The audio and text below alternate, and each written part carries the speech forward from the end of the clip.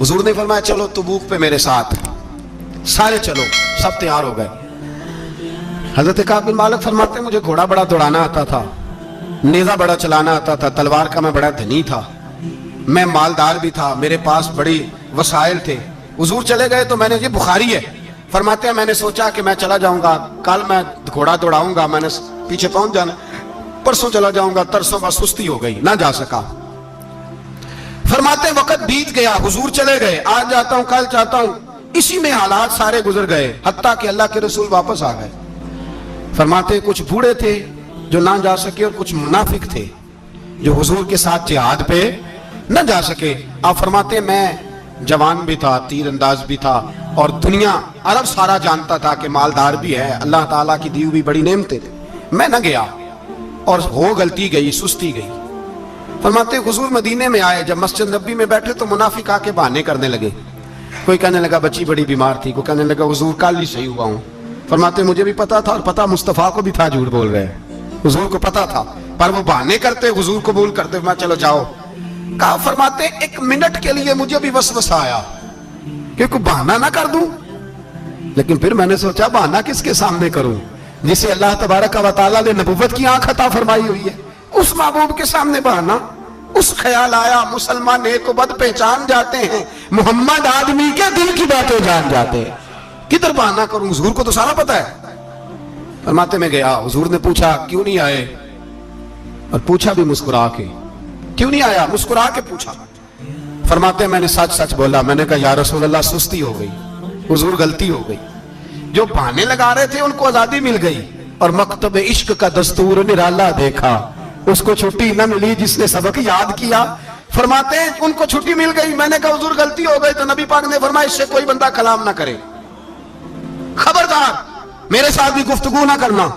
हजरत काब बिन मालिक फरमाते हैं मेरा चचा जाद भाई, खाला जाद भाई सारे रहते थे, मैं किसी को सलाम लेता तो कोई जवाब भी नहीं देता था। फरमाते हैं मैं मस्जिद में नमाज पढ़ने आता, पर सहाबा किराम को हुजूर ने मना कर दिया तो मदीने की गलियां भी नाआशना हो गई।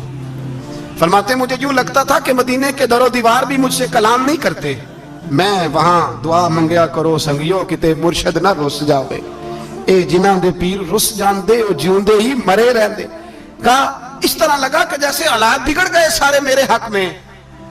आप फरमाते हैं मैं मस्जिद में आके बैठता तो जब मुझे पता था, मैं जब आंखें उधर करता तो हुजूर मुझे देखते, और जब मैं नबी पाक को देखता तो हुजूर चेहरा फेर लेते। बोल पड़े ख्वाजा गुलाम फरीद साहब, कहने लगे मैं वेखा तो मेरा यार ना वेखे, जे मैं ना वेखा तो वेखे, एडे नसीब किथों ततड़ी दे ओ मेरे विच वेखन दे वेखे, गुलाम फरीदा ओ बुए यार दे मरिए भावे वेखे या ना वेखे। आप फरमाते मैं सैयद आलम सल्लल्लाहु अलैहि वसल्लम को देखता तो हुजूर रुख अनवर फेर लेते। हजरत काब बिन मालिक रज़ी अल्लाह ताला अन्हु फरमाते हैं कि हुजूर का हुक्म आया कि बीवी को अलहदा कर दो। बार पहले कोई नहीं बात करता, अब का बीवी को अलहदा कर दो, तो मैंने कहा हुजूर तलाक दे दूं, फरमाया नहीं मेके भेज दो, तलाक नहीं देनी। फरमाते हैं बाल बच्चा भी चला गया, ना घर में कोई ना बाहर कोई, तने तन्हा। आप फरमाते हैं जमाना जानता था, अरब के सूबों में बात फैल गई कि काब बिन मालिक जैसा सरदार, मालदार, घोड़सवार, तीरंदाज, नेजाबाज, इतना बड़ा सियाना संजीदा आदमी जुदा कर दिया नबी पाक ने। फरमाते हैं गुस्सान के ईसाई बादशाह ने मुझे खत लिखा। हजरत काब फरमाते हैं बड़ी आजमाइश थी, पर यह मुसीबत सबसे बड़ी थी। गुस्सान के ईसाई बादशाह ने खत लिखा, उसका आदमी मुझे ढूंढता फिरता मदीने में, मैं मिला तो खत उसने मुझे दिया। खत में यह नहीं लिखा था कि काफिर हो जाओ माज़अल्लाह, यह नहीं लिखा था ईसाई हो जाओ।